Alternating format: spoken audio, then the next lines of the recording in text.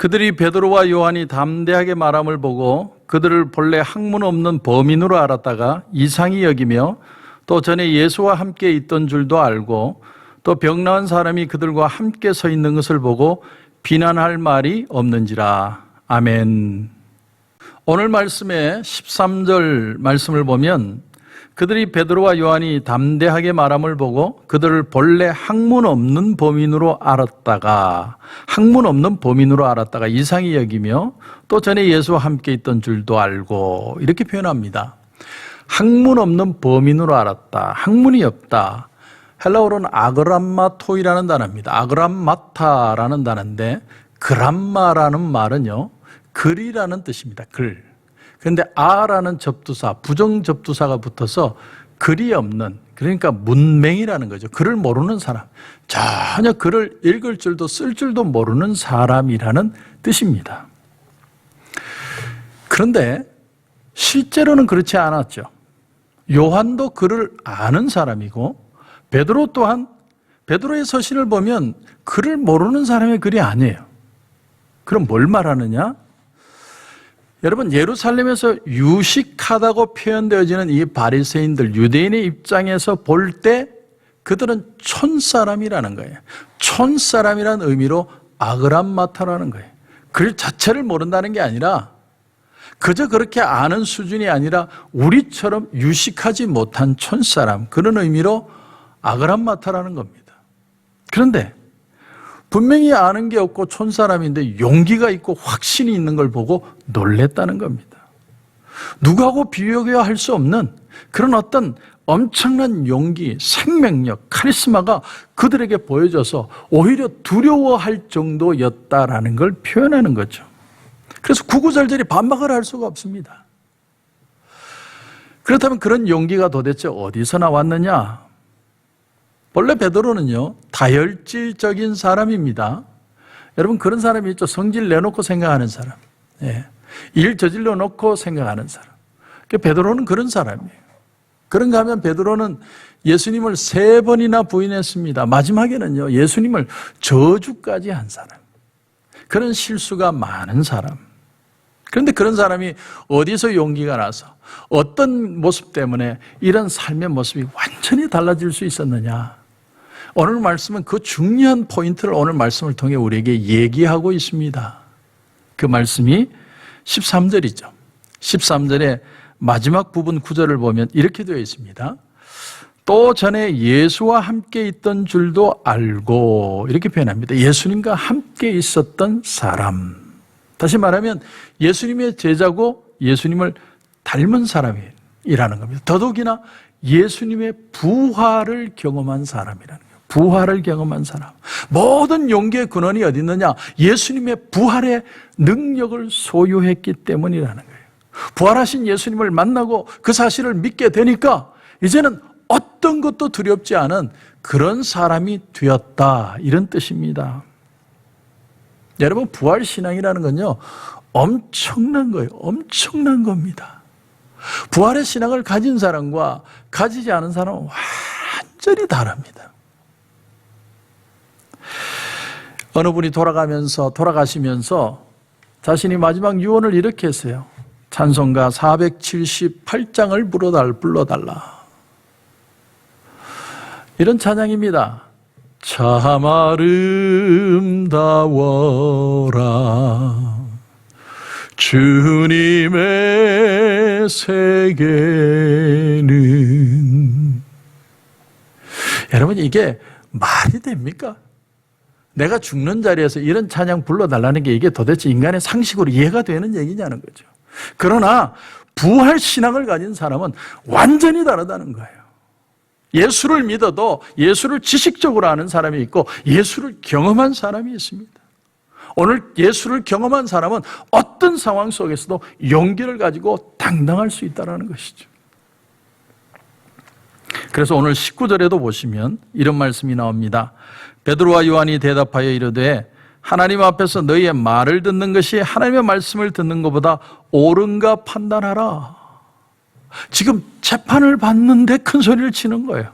생명의 위협이 있는데 하나님 말씀을 너희들 앞에서 부정하는 게 좋으냐, 하나님 말씀을 인정하는 게 더 옳으냐, 너희들이 판단하라. 얼마나 여러분 당당합니까? 마르틴 루터가 종교개혁을 일으키고 보름스 회의에서 그가 재판받을 때 이런 얘기를 했다고 합니다. Oh God, here I stand. 하나님, 나 지금 여기에 서 있습니다. 바로 베드로의 고백이 그 고백인 거예요. 하나님, 내가 지금 여기에 있습니다. 저들은 나를 해코지하고 저들은 나를 죽이려 할지라도 나는 하나님 앞에 서 있습니다. 그 당당함이 부활의 신앙을 가진 사람에겐 있었다는 사실. 여러분, 교회에 나오는 성도들의 신앙을 크게 두 가지로 나눌 수 있습니다. 첫째는요, 나를 위해 하나님이 있느냐, 둘째는 하나님을 위해 내가 존재하느냐.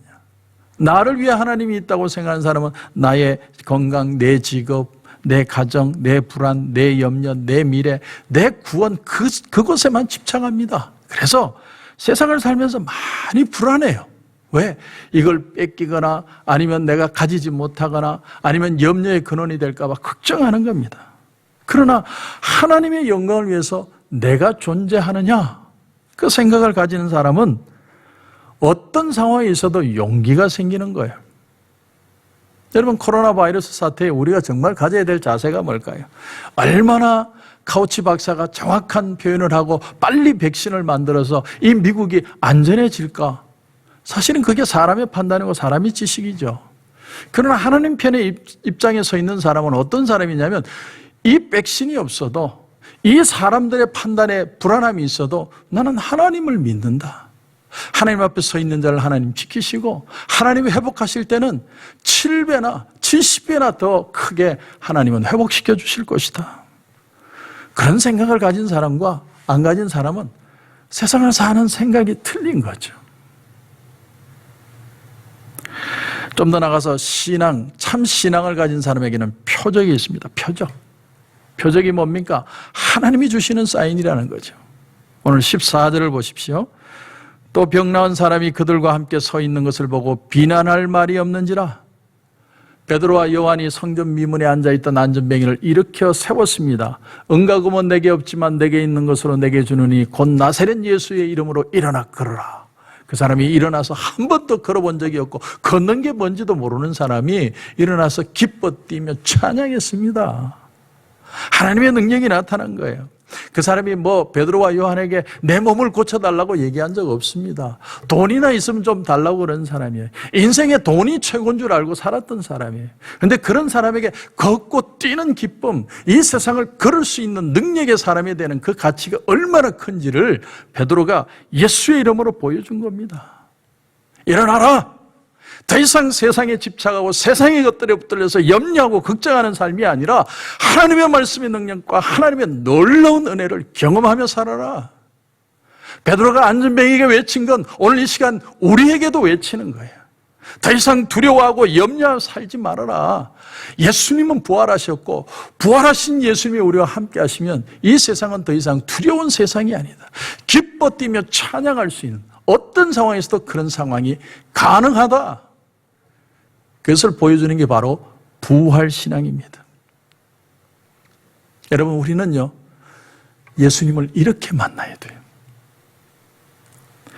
우리가 예수님을 담대히 전하지 못하는 이유가 어디 있냐면 눈으로 보고 귀로 듣고 손으로 만진 경험이 없기 때문에, 지식적으로만 알고 성경을 아무리 깊이 파도 그것이 내 가슴에 와닿고 내 삶에 확신이 되지 못하면 그 말씀은 한낱 지식에 끝난다는 거예요.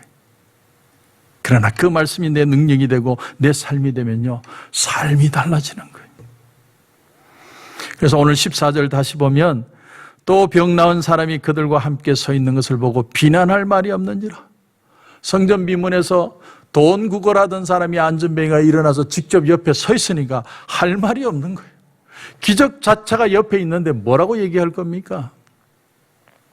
여러분, 지금 이 코로나 사태에 이런 기적이 오히려 더 많이 일어나야 된다고 여러분 생각하지 않습니까? 우리의 마음이 위축되고 염려하고 걱정해서 아이고 이러다가 나 죽는 거 아닌가, 그런 모습이 아니라 하나님 이런 어려움 속에도 우리를 지켜주시고 오히려 역사가 일어나고 회복하시고 새롭게 하시는 많은 기적들을 하나님 경험하게 하여 주시옵소서. 하나님 살아계신 하나님이신데 우리가 이런 능력의 신앙을 소유해야 된다고 생각하지 않습니까? 왜 우리는 위축되어야 됩니까? 아무리 셧다운을 하고 별의별 일이 다 일어나도 온라인으로 예배 드릴 수밖에 없다고 해도 우리는 믿음을 포기하면 안 됩니다. 위축되면 안 됩니다. 그럴수록 더 하나님의 능력을 붙드는 거죠. 이렇게 더 월스 케이스로 가도 하나님의 능력은 더 크게 나타나고 있다는 걸 하나님 보여주십시오. 나는 그 부활신앙으로 승리하고야 말겠습니다. 하나님의 말씀이 내 삶의 일부가 되는 그런 삶의 현장에 간증이 있어야 예수 믿는 능력이 나타나게 되는 것이죠. 저는 저와 여러분의 신앙이요, 이런 간증이 세상 사람들이 부정할 수 없는 그런 간증이 좀 나타나면 좋겠습니다. 왜 두려워하십니까? 염려하십니까? 예수님 부활했는데 뭘 걱정하십니까? 뭐가 그렇게 걱정할 게 우리가 많습니까? 어차피 우리 인생 하나님이 주신 거지 않습니까? 여러분, 두려워하지 마십시오. 이제 자기의 용기를 점검해 보셔야 됩니다. 내가 왜 이렇게 소심해졌고, 내가 왜 이렇게 위축되고 있는지 한번 점검해 보십시오. 주님 앞에 우리가 믿음으로 살아가고 끝까지 결단하여 다시 부활하신 예수님의 초점을 맞춰서 부활의 능력으로 일어날 수만 있다면 주님은 우리와 반드시 함께 하실 겁니다. 안전병이를 일으키셨던 그 하나님의 능력이 오늘 이 시간에 우리도 이렇게 세워주실 겁니다. 우리 주변에 일어나는 모든 일들도 하나님은 반전시켜 주실 것입니다. 그 믿음으로 꼭 승리하시는 저와 여러분이 되시길 주님의 이름으로 축원합니다. 기도드리겠습니다. 하나님 은혜를 감사합니다. 오늘 우리가 부활신앙에 대해서 생각해 보았습니다. 우리의 과거의 죄된 모습들은 죽고 부활의 신앙으로 다시 살아난 것을 다시 기억해냅니다. 성경에 적힌 말씀들이 그냥 글이나 지식으로 끝나지 않고 내 삶의 일부가 되고 능력이 되게 하여 주옵소서.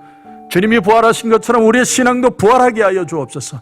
간증이 더 많이 일어나게 하옵소서. 더 많은 기적들을 경험하는 이 사태의 중간에 우리의 삶이 되게 하여 주옵소서. 코로나 사태로 위축되고 염려하고 걱정하는 삶이 아니라 더 능력 있고 더 간증이 많고 더 실력 있는 신앙의 삶이 될 수 있도록 하나님 축복하여 주시옵소서.